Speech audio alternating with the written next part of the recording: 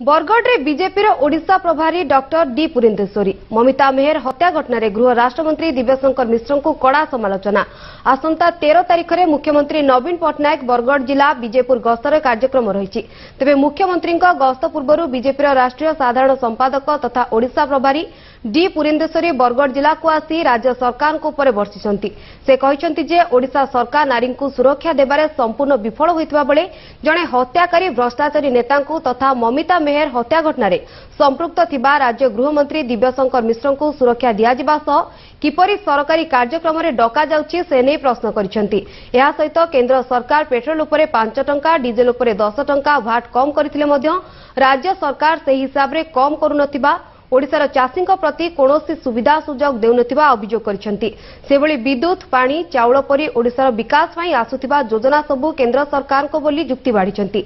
तेणु केंद्र सरकार को योजना को राज्य सरकार निज योजना बोली ठकुथिबा अभियोग करिसेंति। सेपटे सांसद सुरेश पुजारी कहिसेंति राज्य सरकार मातृशक्ति कृषक युवक दलितंक विरोधी सरकार।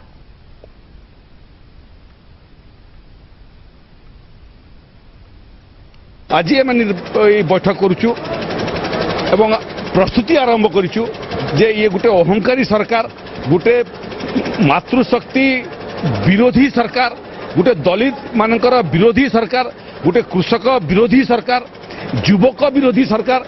ये सरकार को मध्य 1980 मसीह कांग्रेस पार्टी को लोक जो दशा देले से भलिया एमानकर मध्य से दशा हो तार प्रस्तुति करने आज भारतीय जनता पार्टी बरगढ़ जिला गतकाली झारसुगुड़ा जिले में भी बैठक होता।